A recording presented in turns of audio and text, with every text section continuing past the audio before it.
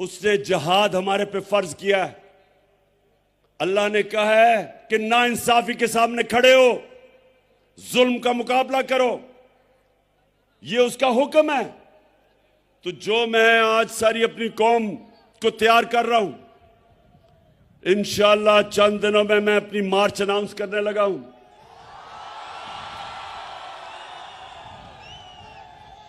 और ये सियासत नहीं है, ये मेरे मुल्क के लिए हकीकी आजादी की जहाद है। मैं कभी, सुन लो, ये